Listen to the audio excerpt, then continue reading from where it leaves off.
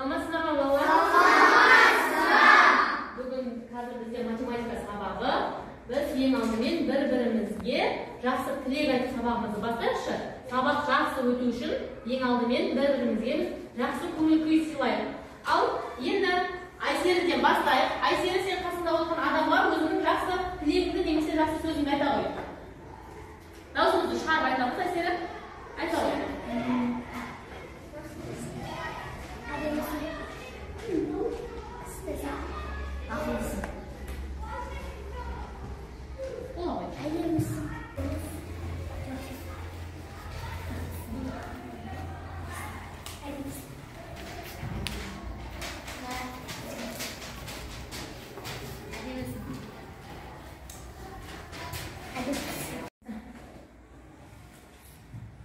Ал балалар, менде қолымда қобдиша бар.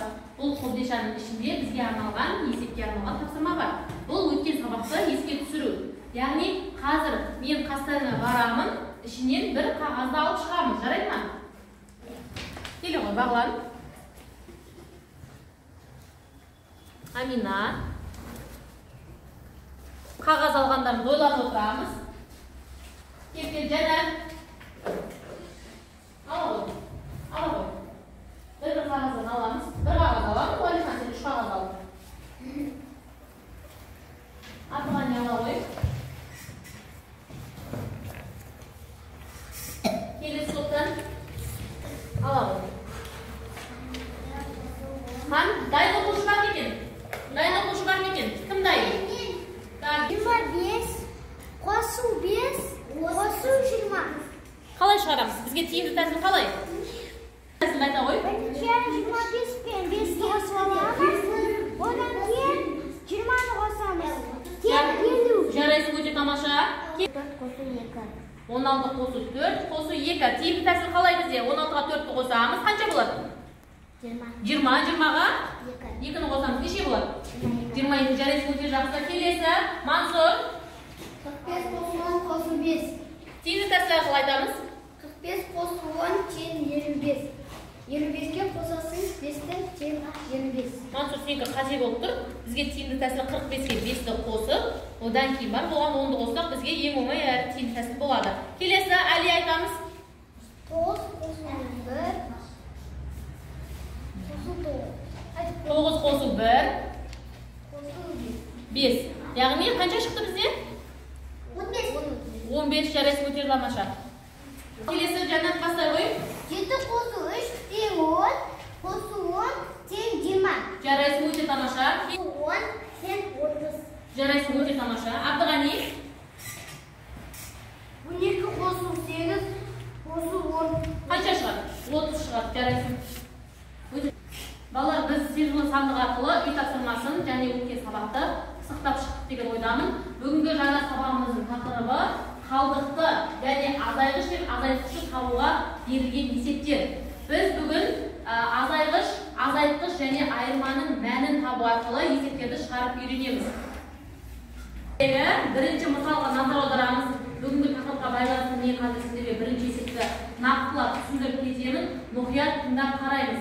Кітабымыздан 50-ші бетті ашып қоямыз.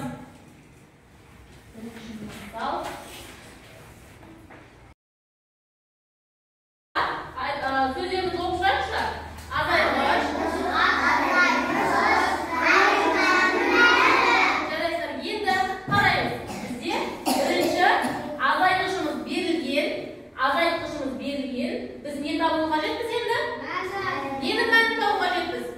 Айырманың мәнін табу қажетпіз. Яғни айырманың мәнін табу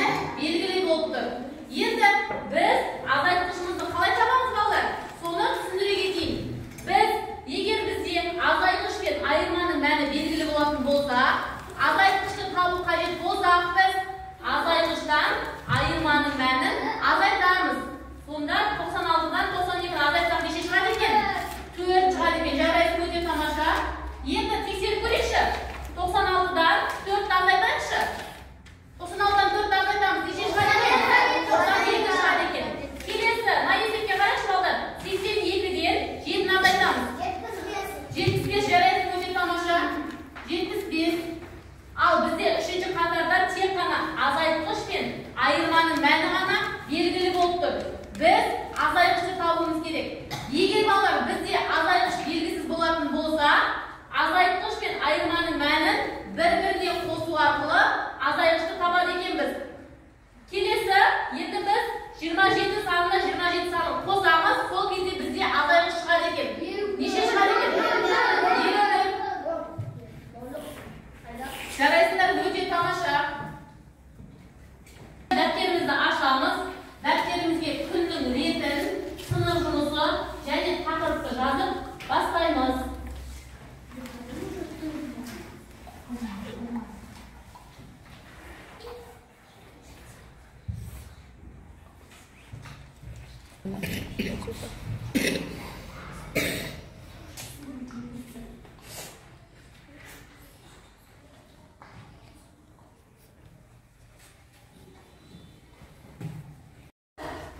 Күннің ретін тақырыпты жазып болса, 50-ші беттегі екінші есепке назар аударамыз.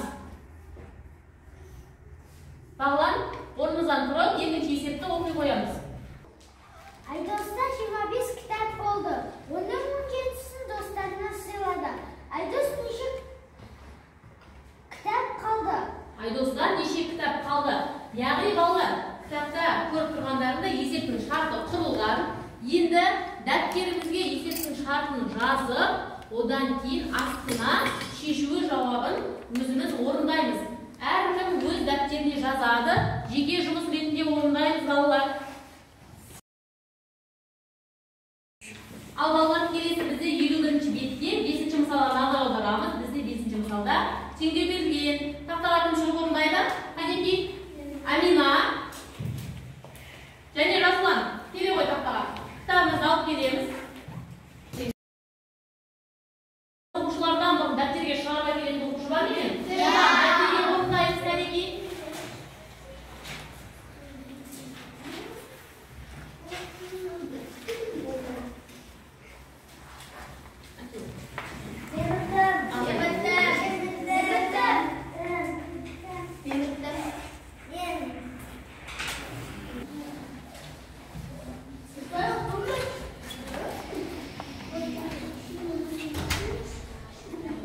Балалар, Жасұланның есебіне назар аударайықшы.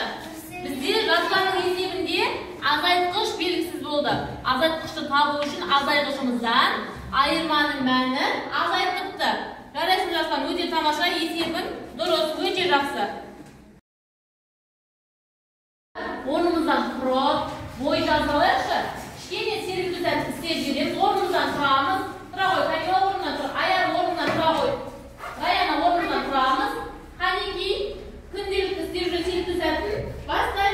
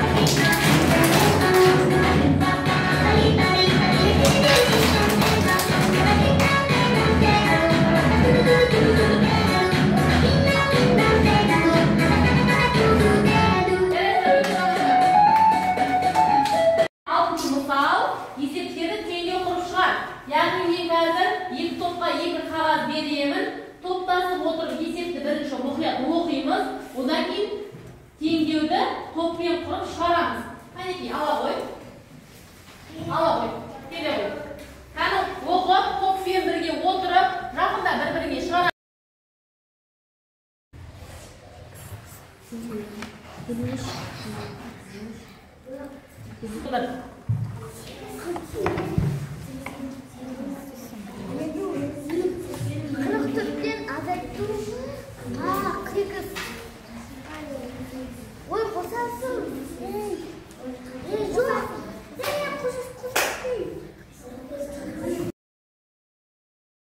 Үйге 51-ші бет, 7-ші мысалды үйге аламыз.